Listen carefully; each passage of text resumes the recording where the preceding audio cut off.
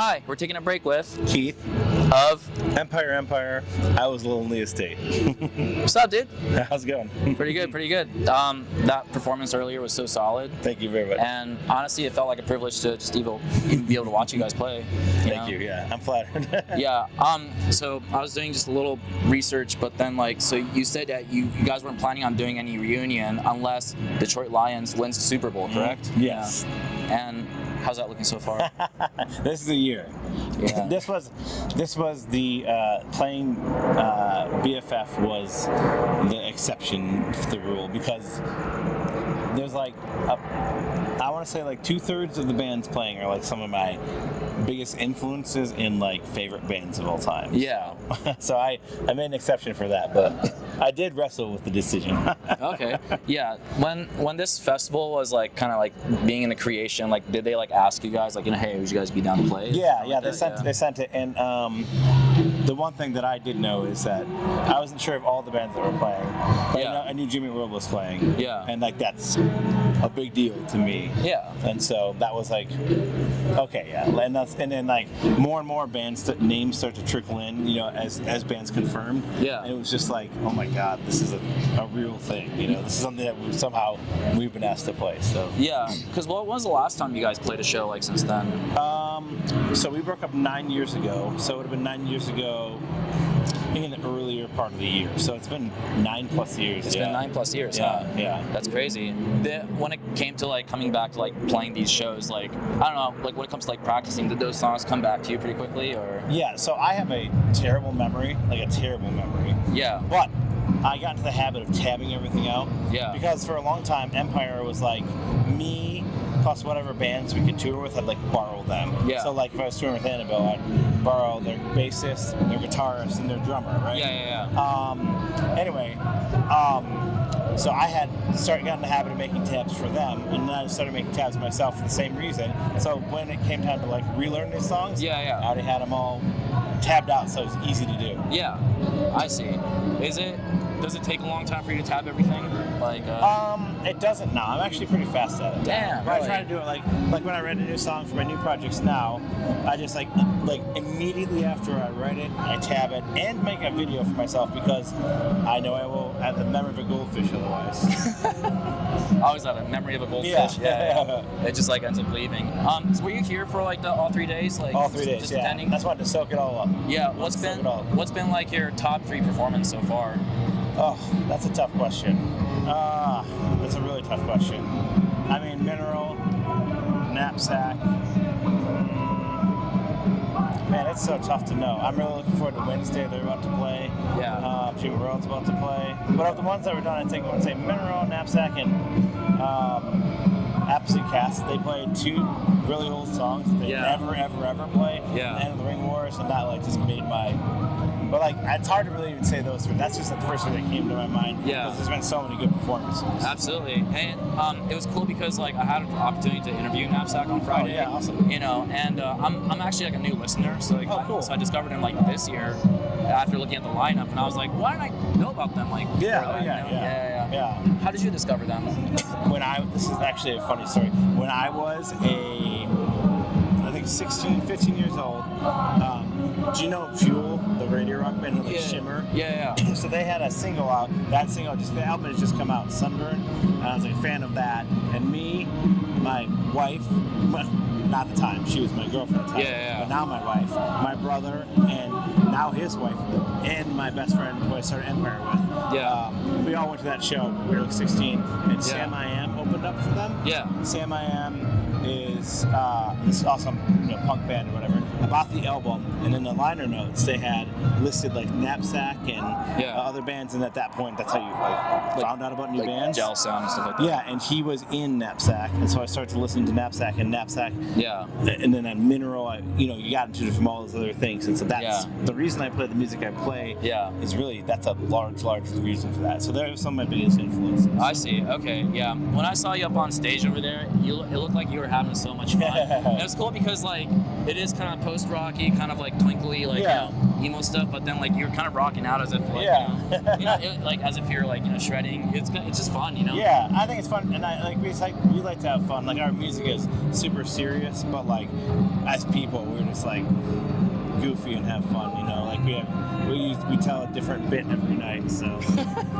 Yeah. So, what else is your like future plan at the moment? Like, do you guys have any other shows? Like, you're playing in Moroccan, correct? Like.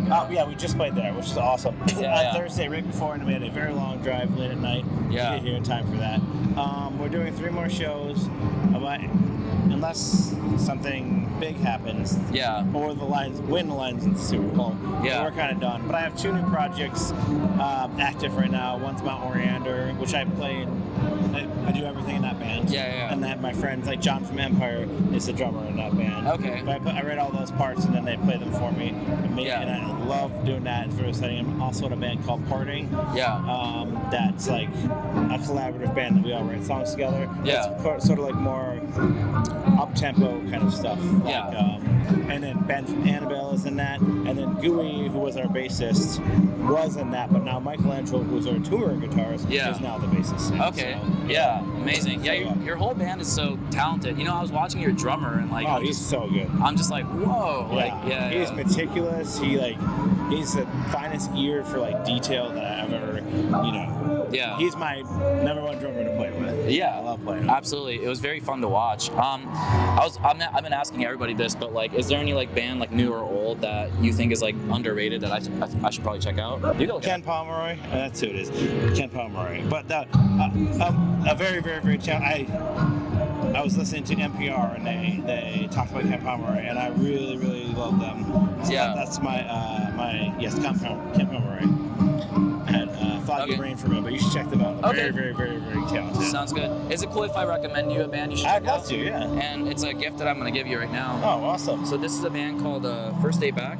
Oh, I know this band. Yeah. This band is incredible. Yeah, and actually Colin from Milk Crate, who you talked to. Oh, yeah. Yeah, so he puts out cassettes for like different bands and stuff like that. Yeah. It's actually one of his cassettes, and That's so amazing. I'm gonna give this to you. Yeah. Thank you. That's awesome. Yeah, so are you a fan of physical media in general? I run a record label. Yeah. And one of the biggest things I always want to have like at least one. It kind of kills me to do like a digital only release. You know what I mean? Yeah. So yes, I'm a big fan of physical and try and get as many forms as possible. Yeah. I also with Empire, I'm a big like rare track kind of guy. Yeah. So I like to like breadcrumb rare tracks all over. It's like really difficult to collect anything that I do. And so we do like lots of split 7 inches and cassettes and also like compilations and stuff like that. We'll put like rare tracks on. So yes, I love physical media. Okay. Yeah, that's awesome. Can we talk about this reissue real quick? Oh yeah, absolutely. Yeah. So this is like a repress, correct? Yes, it's third pressing. Yes. Yeah. Were there like a lot of demand for it? Like, were they like, hey, get this pressed again? Yeah, like people have been asking for that for a while. But running a record label, sometimes I like to put resources other places or whatever, but we're actually going to try and get it last year for the 15th anniversary of it, and now it's the 16th anniversary. Yeah. But this just worked out as the perfect time for it to finally be repressed. So. Yeah. Looking back and listening to this album like today, like how do you feel? I mean, like 16 years ago is a long time ago, but It is a long time ago, yeah. Yeah. I just see I not only did I play mostly everything on the album, but it was like I recorded that album too. Yeah. And then Chris actually from These Aren't the Snakes, who's here, he mixed this album. Yeah. In our second album too. But I remember like the rawness of it and like I recorded it at my parents' house and my mom was not too thrilled with like when I would like try to bring the drums upstairs out of the basement to get a better tone, and so I'd have to wait for them to leave. Yeah. And I'd bring all the drums out, really quick track of drums, and then rearrange the furniture so that they didn't know that I was recording it. Yeah. But it was like, mostly they were cool with everything. I recorded all at their house. It just was like, I never thought it was going to come out, but I also had no idea that anybody would ever care about it. Yeah. So it could have come out a year earlier, but like we were waiting for like a new band member was joining, and he was coming back from I think he moved out to California or whatever. Yeah. But anyway, I just remember like the rawness of the whole thing, and I like wasn't good enough. I didn't know, like I was like utilitarian with recording, so like it was good enough, and I didn't even know how to punch in, so there are no punch ins and that like for like guitar and stuff like that. Well, that's and wild. then what's really really funny is I recorded on an old laptop and it had latency issues, so like when I was recording drums, there were 8 mics on it, right? And like if I did it any more than like a verse or a chorus or whatever, it would just mess up. So what I ended up having to do was I would record a verse and then let the cymbals decay over it, and then record the next part and let the cymbals decay, because there's no other physical way for me to record the drums on that. That's wild, and especially like there are some like songs on here that are pretty long too. So, nowadays I write like shorter songs, like 4 minutes, and it would be like 3 minutes is probably what I usually write now. And they were like playing some of the songs, and we were like re-rehearsing for. I was like, this song feels like it's going on forever. Are you surprised with the turnout of like the amount of people that are coming to watch you guys? Yeah, we had no idea what to expect. I'm like at all. And I was thinking it would be like people like more like maybe in their like 30s and 40s, like our age or whatever. But there's been a really good mix, a lot of young people there, and it's like really like kind of, I don't know, it feels really special because I was not expecting that, and I had a lot of people coming up and telling me that they have been listening to our band since they were kids, which is wild to me. Yeah, so. Absolutely. No, definitely, man. Yeah, again, I appreciate taking your time doing this, and also, just to wrap things up, I wanted to ask you, couple more questions. In your opinion, what's your top 5 JRPG that everybody should play? All right, so you gotta start out with Chrono Trigger as number 1. Yeah. That's my favorite. And Earthbound, I'm gonna backtrack. Chrono Trigger's up there. Final Fantasy Tactics is my favorite game of all time. Okay. Love that game. The deeply customizable, and like kind of anti-religion, anti-government, like really cool theming. Then it would be Chrono Trigger, and then Earthbound. So those two are like so close. Yeah. Earthbound was such a clever. Chrono Trigger is really clever because the time mechanic and the triple text and really interesting stuff like that, and also the choices you make affect different places. You do something in the past, and in the present it's missing. And then Earthbound is such a cool. I love that the setting is like modern times and not just like always like a fantasy time. And they infuse a lot of humor in it. I love the game. And all these games, by the way, literally all these games are also song titles that I've like borrowed quotes from. And then Secret of Mana, I absolutely love that game. The fact that you can play it 3 players. I played that game 3 players so many times. With a multi-tap, and then I would think, God, it's hard to choose another one, but like Final Fantasy VI is incredible. Okay. Final Fantasy VI is incredible. And then there's like so many vying for those spots that I could throw out there. It's tough to choose just 5. So what about you? Definitely. Give me your top 5. I'm ready. What would be my top 5?